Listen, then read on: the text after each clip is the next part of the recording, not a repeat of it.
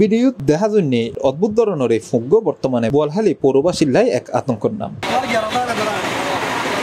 Giant mealybug নামক এই ফুগ্গর উপদ্রবে একরকম অতিষ্ঠ তারা। কেয়হর জলবায়ু পরিবর্তনের কারণে এইসব পোকামাকড়ের আবির্ভাব, আবার কেয়হর ইম্বিয়াকিন কিয়ামতের আলামত। আর বয়সের না যে এই সমস্ত ফুগ্ন দেখি আর বছর 3 বছর মানে মাস 2 মাস থাকে, তারপরে মানে হরে থাকি বৃষ্টি হইলে হরে থাকি।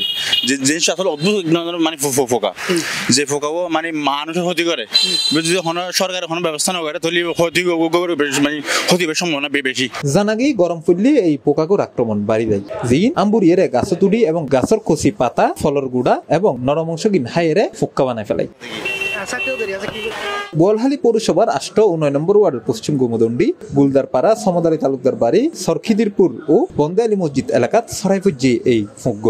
সবসময় তাই যাত্রী এই ফুগা হদিন এই বছর ন দেখি, কিন্তু এই ফুগা যাত্রী গদ যে পেশাব করে একটা দোয়ান আছে হাইদ্যুদ্দার গুণ নবদন, কিন্তু আর কয়েকবার ধরে আগুন লাগাই এরা ফুক পড়বি, কিন্তু দিবে ও পেশাব করে ফুগিবে পেশাব করে এটা বিষাক্ত জিনিস, এটা মানে চুল করে আর একটা ফুরি হয়ে গিয়ে বিভিন্ন জায়গার মধ্যে বোয়ালখালী বিভিন্ন জায়গাত আছে এরকম ফুগে, কিন্তু গাছের মধ্যে রাতে দিন তলে গাছের নিচে নামে এবং রাত্রে হলে বিভিন্ন রকমের মানে পেশরাবের মতো পানি পড়ে, এখানে মানে ক্ষতি করে। এই ফুকার কারণে অনেক জায়গায় মসজিদের নামাজ পর্যন্ত পড়ি না। আর বিভিন্ন হানার লগে পর্যন্ত কি দোয়ানা দানে বিভিন্ন হানার লগে পর্যন্ত মিশে থাকবে, বিভিন্ন দোয়ানা দানে সন এটা আর ওই দেবেন দিন আড়ের এই এখন সন অনেক গাছ তলে এটা গোড়া নামিয়ে কিভাবে কিন আজ 2-3 বছর ধরে এই ফুকা কিন্তু কৃষি অধিদপ্তরের বিভিন্ন রকমের জিনিস আছে, কিন্তু তারা কোনো পদক্ষেপ নেয়। এই বিষয়ে বোয়ালখালী উপজেলা কৃষি কর্মকর্তা জানাইয়ে এই পোকাটির নাম আসলে জায়ান্ট মিলিবাগ।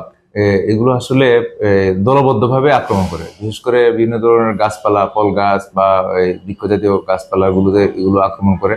তো এই জন্য এগুলো দমনটা করতে সমন্বিতভাবে, একা আসলে দমন করা যায় না। এই জন্য আমি পরামর্শ দিব সবাই মিলে একসাথে সেটাকে দমন করার জন্য প্রাথমিক অবস্থায় ডিটারজেন্ট মিশ্রিত পানি স্প্রে করলে অনেক সময় এগুলো চলে যায়। তাতে যদি কাজ না তাহলে পরবর্তীতে পেস্টিসাইড স্প্রে করতে হবে। বৃষ্টি না হওয়ার কারণে উপযুক্ত পরিবেশ পাইছে এবং এটা প্রাদুর্ভাবটা একটু বেড়ে গেছে। এই পোকাটা আসলে ফসলের কিন্তু সরাসরি কোনো ক্ষতি করে না, কিন্তু যেটা করে সেটা হলো যে গাছপালার ক্ষতি করে। ওই যে আসবাবপত্র, ঘর বাড়িতে মানুষ ঘরে ঢুকে যাচ্ছে, খাবারের সাথে মিশে যাচ্ছে, এই ধরনের ক্ষতি করে, কিন্তু ফসলের কিন্তু অতটা ক্ষতি এই মুহূর্তে করার কোনো সুযোগও নাই। তারপরেও যেহেতু এটা ক্ষতিকর পোকা, এটা দমন করার জন্য যা যা পরামর্শ দেওয়া লাগে বা কারিগরি সহায়তা দেওয়া লাগে সেটা আমরা দিই।